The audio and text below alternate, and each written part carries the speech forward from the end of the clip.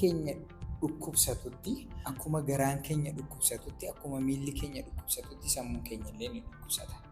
Nama taanee uumamnee jirra. Chaansiidha. Nama taanee itti fufuun garuu filannoo keenya. Namni hin fannifamne, nama keessatti meeshaa waraanaa hin kaawwamne. Ka'umsa akkasiiftee ilaalamootaa fi yaadamoota sirrii hin taane kanneen sirreessuudhaaf jechuudha. Gahee kee baachuudhaaf. Pereed sana.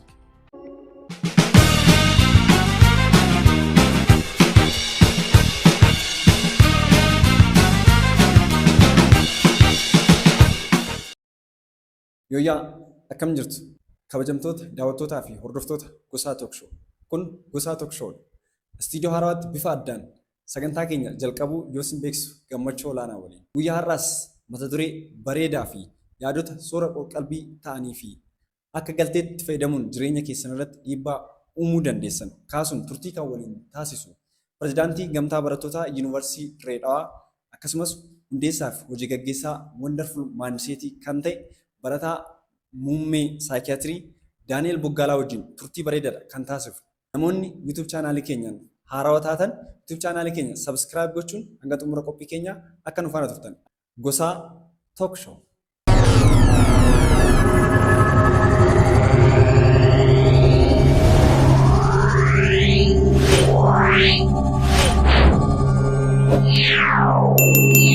Walitti deemneetiin jira kabajamtoota hordoftootaa fi daawwattoota Gosaa Talk Show.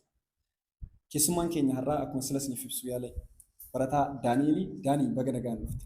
Baga nagaan dhufte. Fayyaadhaa? Gaariidha. Barumsa akkam? Homaan jedhu. Bareeda miti? Bareeda. Sochii yuunivarsiitii kana keessatti taasiftuun baay'eedha kan beekamtu.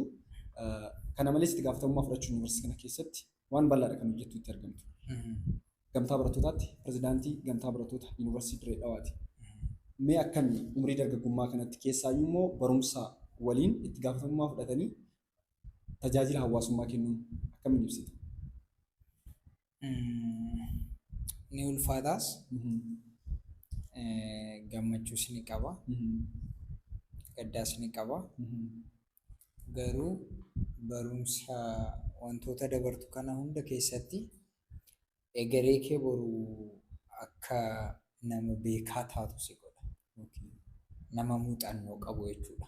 Wantoota jiran hundarratti akka muuxannoo argattu si godha. Kanaaf chaalenjii isaatiin ala rakkinoota inni sitti fidee dhufuun ala wantoota nama gammachiisanis ni qaba. Kanaaf responsibility fudhachuun jireenya keenya keessatti waan tokkodha. Dirqama keenya tokkodha. Gaafa Waaqayyo gara biyya lafaa kana nu fidu responsibility wayii wajjin nu fide.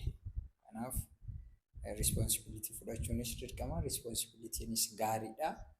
Nama tajaajilu immoo waan jiruuf jecha nuti tajaajiltoota ta'uun keenya hedduu si gammachiisa. Kanaaf gaariidha responsibility. Baay'ee namatti tola. Yuunivarsiitii jechuun iddoo itti sabaaf sablammoonni jiran yookiin iddoo itti garaagarummaan baay'een mul'atudha. Yuunivarsiitii jechuun sadarkaa biyyaatti biyya xiqqeetti yookiin Itoophiyaa xiqqoodha jedhamuun kan beekamu. Kana yoo siin jedhu yaadamoota garaagaraa, kaalcharii garaagaraa namoonni seenaa dudduubee mataa isaanii qaban, hubannaa mataa isaanii qaban garaagaraatu bakka tokkotti dhufee mooraa tokko keessatti barata. Ati akka itti gaafatamummaa tokko irra jiru irratti immoo murtiin ati murteessitu namoota kaan gammachiisuu, kaan gaddisiisuu danda'a yookiin itti quufuu baachuu danda'u. Kanaaf isa kana akkamitti wal simsiiftee hojii hooggansaa irratti hirmaachuutti argamta? Akkuma siin jedhee sunis experienceedhaan waan dhufuudha. Adaduma responsibility fudhachaa deemtuun wantoota responsibility fudhatte san irratti muuxannoo argachaa deemta. Ni ulfaata. Maaliif yeroo amma irra jirru kuni namni hundi maayindiseetii naannoo mana tokkootti deebi'aa jira. Maayindiseetii mana tokko jechuun maal jechuudha? Fakkeenyaaf namummaa bira dabree sabummaa bira dabree gosummaa bira dabree immoo gara saalattuu dhufeensa amma namni jiru kun dhiiraan kophatti dubaraan kophatti wal qoodee ilaalcha akkasii waan hin dubra ta'eef waan hin dhiira ta'eef duraan waan hin saba kana ta'eef waan inni saba kanarraa dhufeef jedhaayyuu namni yoo waan tokko murteessite. Amma garuu sabummaa biraas gabbu'ee jira. Gosummaa biraayis fakkeenyaaf gosa kana waan hin ta'eef yookiin immoo kutaa kanarraa waan hin dhufeef akkanan irra gahe murtiin kunis gaariis haa ta'u badaan yoo tolchaan kan tolchu jiraate kan balleessu jiraachuun isaan oola. Kanaaf kan tolcheef tolchitee kan balleesseef immoo balleessitee gaafa jettuun murtii san duraan akkumaan sin jedhee saba gosa minaamin jedhaa tura amma garuu individually ani waan akkana ta'ee fi kana keessa waan jiraniif jecha xiqqoo difficultyidha. Garuu gaafa responsibility fudhattu nama hunda gammachiisuuf miti waan sirrii ta'e hojjechuudhaaf. Kanaaf ebelu gammade ebelu gaddee jira osoo hin ta'in murtiin ani murteesse sun sirriidha moo sirrii mitiidha.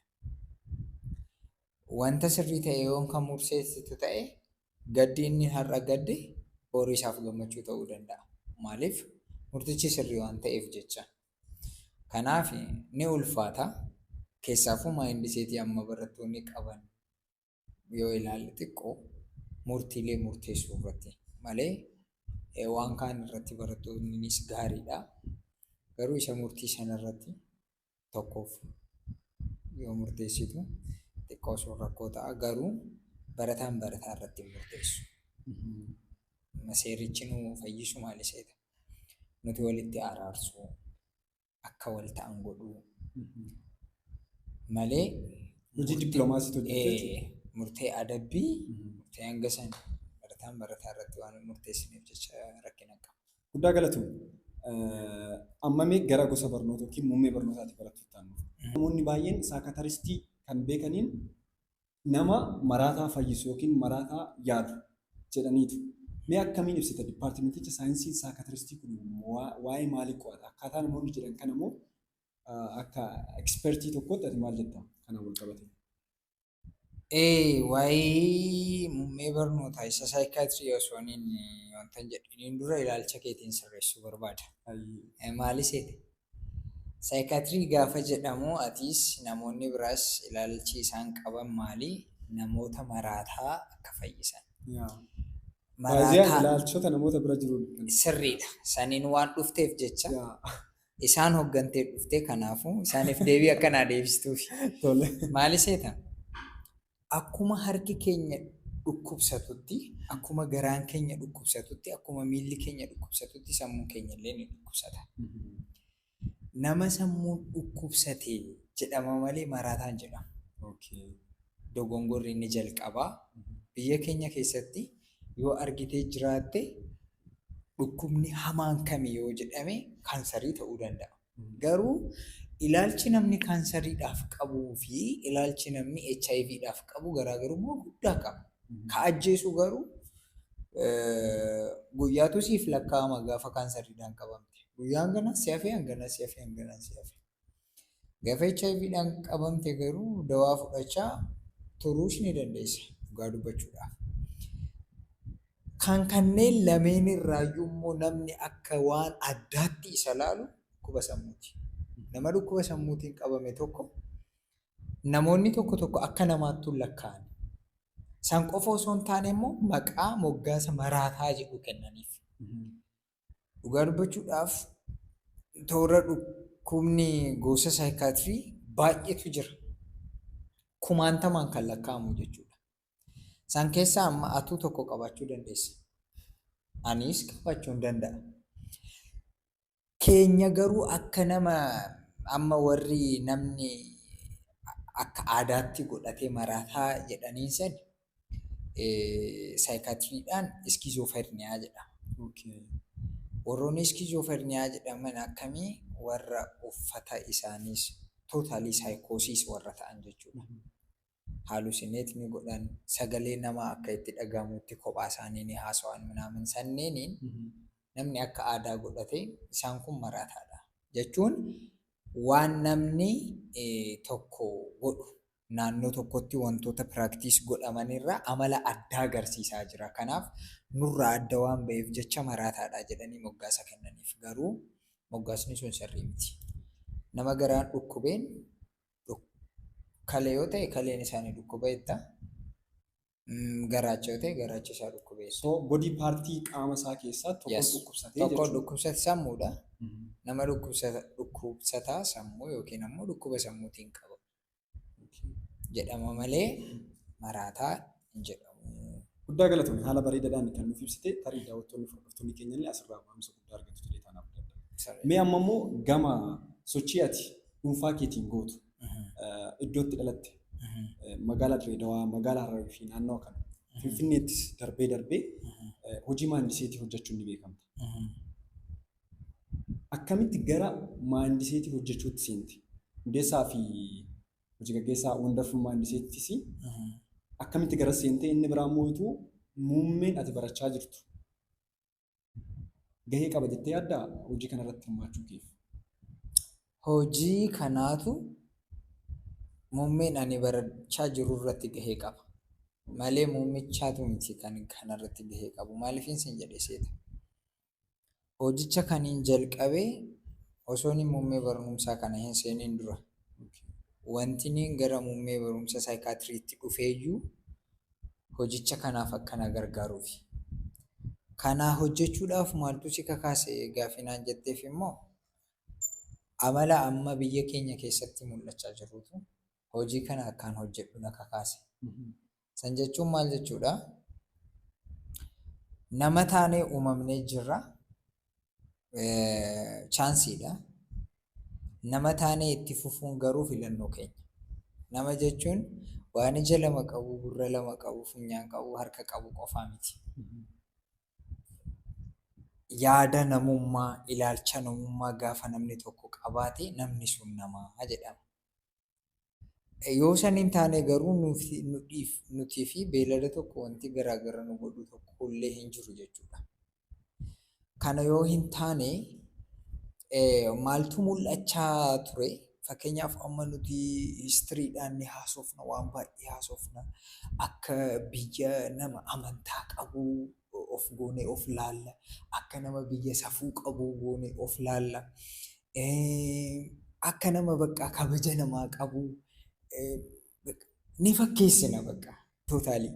Garuu dhugaa dubbachuudhaaf yoo ilaaltee jiraatte biyya kana keessatti namoonni bakka Hitler nama badaadha jedhamee yaadamaa miti. Adolf Hitler jechuudha histirii irratti. Garuu biyya keenya keessatti wanti sanii ol ta'e happen hin goone namni hin fannifamne nama keessatti meeshaan waraanaa hin kaawwamne meeshaan qara qabu minaamin bara garaa namaa keessa godhamee jira bara. Kana Hitler hin goone dhugaa dubbachuudha. Itoophiyaa keessatti godhame. Maayindiseetiin kun ni jira jechuudha.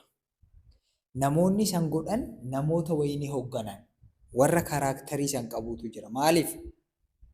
Baga gootan warra jedhan miidiyaa irratti waan argineef jecha namoonni san waan san akka sirriitti fudhatan jechuudha. Soo ka'umsa akkasiif ta'e ilaalamootaa fi yaadamoota sirrii hin taane kanneen sirreessuudhaaf jechuudha. Gahee qabaachuudhaaf. Pereed san ilaalchi sirrii hin taane biyya keenya keessatti biqiluutti jira, guddachuutti jira, damee baasuutti jira. Kanaaf wanti sun sirraa'uu qaba. Waan san sirreessuudhaaf immoo nama ilaalcha isaa jijjiiramuu qaba. Ilaalchi isaa akka jijjiiramu immoo wanta negatiif ta'e san wanta poozitiif ta'een bakka buusuu qabda. Malee waan tokkoon bakka hin buusne yoo ta'e fakkeenyaaf lafa bal'aa qabdu tokko yoo haramni irratti biqile harama san bakka buusuudhaaf waan biraa irratti facaasuu qabda. Yoo hin taane deebi'ee haramni sun irratti biqiluu irratti guddachuu isaa hin dhaabu. Kanaaf ilaalcha gaarii wanta jechuudhaaf ilaalchootumaan biyya keenya keessatti arginutu gara waan kanaatti na fide. Guddaa galatoomi. Yaadonni ati kaastu baay'een gama miidiyaa hawaasaatiinis haa ta'u leenjii yeroo garaagaraa afaan Oromootiin sadarkaa miidiyaatti afaan Oromootiin arguu baannuyyuu malee namoonni baay'een tarii hin argine ta'a. Garuu sadarkaa leenjiitti iddoo garaagaraa deemuudhaan Harar, Ciroo fi magaalota biroo irratti deemuudhaan afaan Oromootiinis leenjii maandiseetii kan kennaa turtedha. Asirratti yaadota wal falmisiisoo ta'an baay'ee kaasnee atis waan keessatti hirmaattuuf tarii hordoftoota keenyarraa illee akka gaafitti wantoonni ka'an jiraachuu malu kan irratti mari'annu ta'a. Isa jalqabaa garuu akka wonderful maandiseetiitti mootoon kee yeroo hundaa maalidhaa? Mindset is everything kan jedhudha. Mee bu'uurri yaadama kanaa maalidha inni?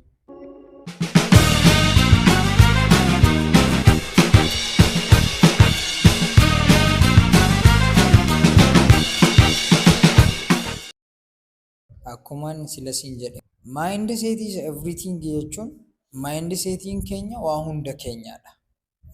San diteelii ibsuun qaba amma. Maaliif wantoonni baay'een bakka kanatti hanqina ta'anii waan hin argeef jecha. Gaafii tokkoon si gaafadha. Birri 10,000 siif kennaa maalitti bitatta? Simply. Fakkeenyaaf wantootuma afur naa kaasime. Amma siif beezikaalii waan ta'an. Qarshii 10,000. 10 meeqa siif godhu? Yoo si hanqate siif hin dabalu. Okay, baay'ee yaaduu gaafata. Keessaa gaafii namoonni akka keetis gaafatan kunniin booda gaafii isaa hordofsiisuu hin oolu waan ta'eef gaafii biroo. Kanaaf qarshii 10,000 osoo hin argadne wanti godhu wantoonni beezik ta'an kan na barbaachisan jiru. Bitachuu danda'een yaada. Namoonni fakkeenyaaf amma mana keessatti harmeen kee yookiin ammoo abbaan kee birri 10,000 gaafa argatan maalitti bituu danda'an jettee immoo yaadda? Kan kee naa deebistee jirti. Generally ni beekama warroon fakkeenyaaf waan nyaatamuu, waan dhugamuu, waan uffatamuu. Wantoota bu'uura ta'an maatii isaaniitiif. Warri barates warri hin barannes biyya kana keessatti wanti isaan wal fakkeessu gaafa mindaa fudhatan waan itti bitatan. Garuu ilaalchi maal ta'uu qaba seeta? Qaamni keenya asii gadi jiru kun dhugaa dubbachuudhaaf qaama keenya hanga asii ol jiru kanaan bula. Wantoonni hundi bu'uurri isaa asirraa yaadarraa ka'a. Yaada kan yaadu immoo sammuu keenya kana. Yoo ilaalchi sammuu keenyaa hin sirroofne adeemsi miila keenyaa hin sirraafu. Sochiin harka keenyaa hin sirraafu. Dubbiin afaan keenyaas hin tolu. Kanaaf mindset is everything jechuun namoonni mindsetii isaan irratti invest godhuu qaban. Dubbisuu qaban, barachuu qaban, xiinxaluu qaban, nama amantaa dhugaa ta'uu qaban. Fakkeessaa miti. Parsantaa 98 Itoophiyaa keessatti amanaadha jedhamee namoota wal ajjeesan, namoota wal arrabsan, namoota wal bakkarraa bakkatti wal buqqaasan, namoota bakka maalii aadaa namaa hin kabajne, nama akka waan nama arrabsan kanneen amantaan kamiyyuu kanan deeggaru garuu isaan amanaa fakkaatan kan godhan kana jechuun mindset problemii jira jechuudha. Kanaaf mindset is everything jechuun wantoonni nuti goonu hundi bu'uurri isaanii kan ka'u yaadarraayi. Yaadni kan yaadamu immoo sammuudha. Sammuun immoo maayindii isa jennu san jechuudha. Kanaaf set jechuun who set your minds jedhee yoon eenyu dhamee namni maayindii ilaalcha kee ilaalcha badaadha, ilaalcha gaariidha, kun ilaalcha tolaadha, kun minaamin jennee kan adda baasnu bar namichi gocha inni godhurraa kaaneeti. Gochicha dura garuu yaadaatu jira. Namni tokko nama ka'ee yoo nama reebuu isaan dura namicha sana akka reebu yaadeeti itti dhaqe. Kanaaf seet yoo ta'e maayindiseetiin keenya pooziitiivili seet yoo ta'e wantoota amma biyya keenya keessatti arginu ta'u wal borcuu kana hundaan arginu. Kanaaf maayindiseet is everything. Poozitiidhaaf waan poozitiivii tokkoofis waan negatiivii tokkoofis maayindiseetiidha. Hawaasni godhu. Amma maayindiseetiin tokko gaariidha kan jennu akka gaariitti ijaarameetiin jira. Ilaalcha gaariidhaan guutameetiin jira namni tokko kan jennu. Wantoonni galtee ta'an maalidha jettee yaaddame? Akka hawaasa keenyaatti amma fakkeenyaaf Daaniin waan fakkaatu wayii qaba, eenyummaa wayii qaba, ilaalcha akkamii wayii qaba. Ilaalcha kanaaf eenyummaa isaa ammaa kanaaf galtee kan ta'e maalidha? Namoonni immoo ituu maayindiseetii gaarii qaban jennee yaadnu kunniin maalidha galteen akka galteetti kan isaan gargaaru?